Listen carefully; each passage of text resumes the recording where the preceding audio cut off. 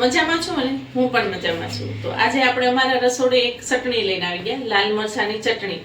એ પરાઠા સાથે, ભાખરી સાથે કે થેપલા સાથે બધા સાથે ખવાય ને એવી આજે આપણે લાલ મરચાની ચટણી લઈને આવ્યા છીએ. તો આપણે લીધા છે લાલ મરચા. આ ક્યારે સીઝન છે લાલ મરચાની, તો આપણે લાલ મરચા લીધા છે. 250 લાલ મરચા છે. આવા જ લેવાના, એકદમ કડક હોય ને એવા, પોછા હોય એવા નહીં લેવાના, અને આખા લાલ હોય એવા લેવાના. આપણે હવે એને આપણે સુધારી નાખીશું. એને આવી રીતે આમ સુધારવાના છે. આપણે બી કાઢતા જવાના છે, આવી રીતે થોડા થોડા સુધારી નાખવાના છે.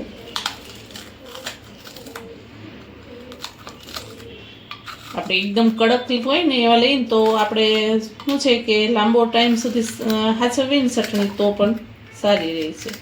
એકદમ કડક એને ધોઈને કોરા કરી લીધા છે. આવી રીતે આમ આપણે સુધારતા જવું.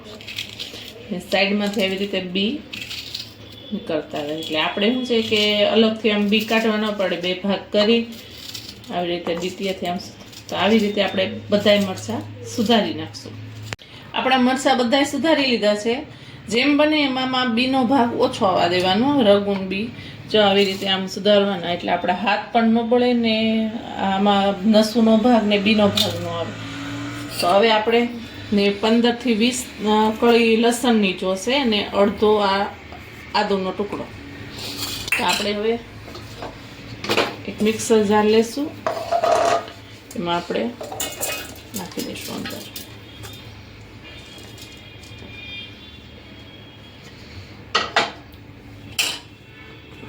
એની અંદર આપણે આ આદુ લીધું ને એ સમારી નાખી દઈશું. એવી રીતે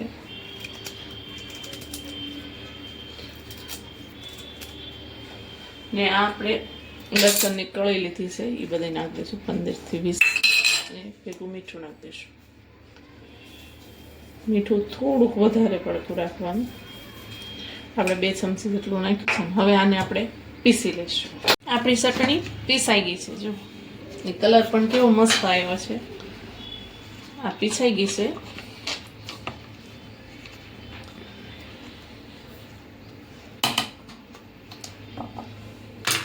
હવે આપણે સાઈડમાં ગેસ શરૂ કરી દઈશું ને આમાં તેલ લઈ લઈશું. તેલ થોડુંક વધારે હોય. આપણે બધા અથાણા બનાવીએ છીએ એમાંય તેલ વધારે પડતું હોય તો જ અથાણા સારા રહે ને આખું વરસ. એમાં 2 થી 3 મહિના આપણે રાખવાની હોય તો તેલ થોડુંક વધારે પડતું જ જોશે.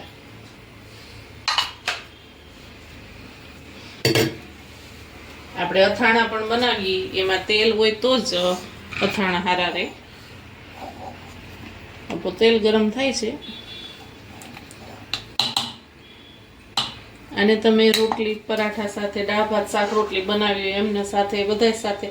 ને આપણે પીસીએ ને ક્યારે પાણી જરીક પણ પાણી નથી નાખવાનું આની અંદર, નકર આમાં પાણી આપણે વધારે બાળવું પડશે. એટલે એ પાણી નહીં નાખવાનું, વગર પાણીએ જ પીસવાનું છે આને એમનો.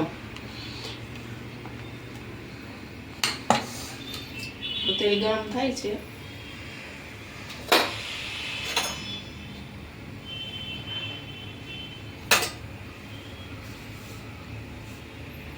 આપણું તેલ ગરમ થઈ ગયું છે તો આપણે થોડુંક રાઈ ને જીરું બે નાખી દઈએ અને ચટકવા દઈએ. ગુલાબી રંગનું થઈ જાય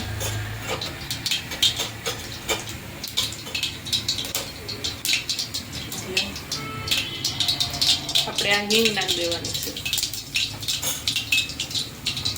ને હવે આજે આપણે મરચાં પીસાઈ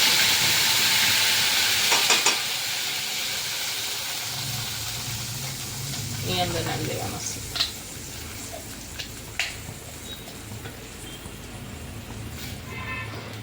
તેને આપણે કડીક ધીમા ગેસે હલાવશું.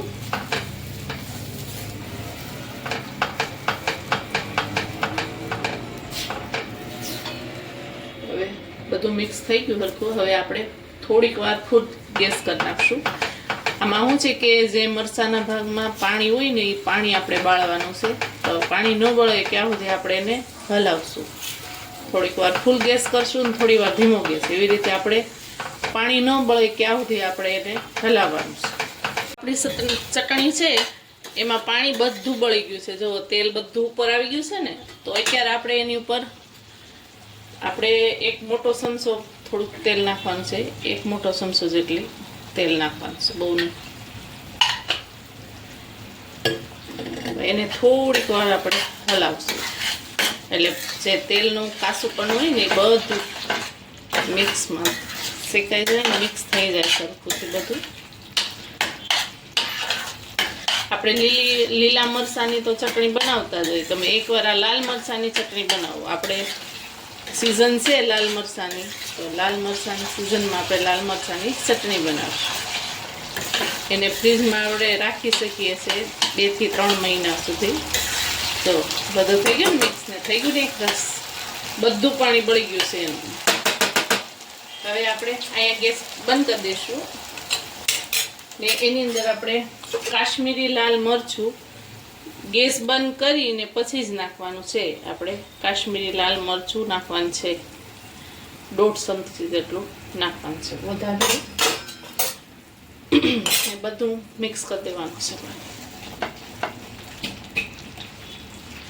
ને આમે આ લાલ મરચાં હોય એ થોડા મોડા હોય, બહુ તીખા ન હોય, એટલે થોડુંક તીખાશ જેવું થઈ જાય. ને તમારે જો તીખી બનાવવી હોય તો તમે તીખું મરચું પણ નાખી શકો છો. ને ગેસ બંધ કરીને જ નાખવાનું લાલ મરચું. ને હવે આપણે એક લીંબુ નીસવી દઈશું. લાલ મરચું ને લીંબુ બે ગેસ બંધ કરીને જ નાખવાનું. ને આમાં થોડુંક વધારે પડતું તમારે આદુ નાખવું હોય તો તમે નાખી શકો. આમાં આદુનો ટેસ્ટ બહુ સારો લાગે છે. આપણે એક આખું લીંબુ નીસવી દીધું છે.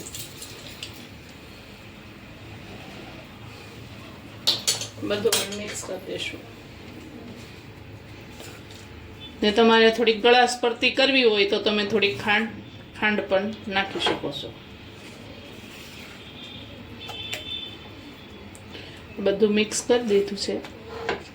હવે આને આપણે ઠરી જાય ને પછી આપણે કાચના બોટલમાં ભરીને ફ્રીજમાં મૂકશું. થોડી વાર આપણે ઠરવા દઈશું. આપણી ચટણી છે લાલ મરચાંની ચટણી ઠરી ગઈ છે. જુઓ એનો કલર પણ કેવો મસ્ત કલર આવ્યો છે ને, એવો ને એવો કલર આવીને જુઓ. હવે આપણે એને સર્વ કરી દઈશું. તમે કાચની બોટલમાં ભરીને ફ્રીજમાં પણ રાખી શકો છો.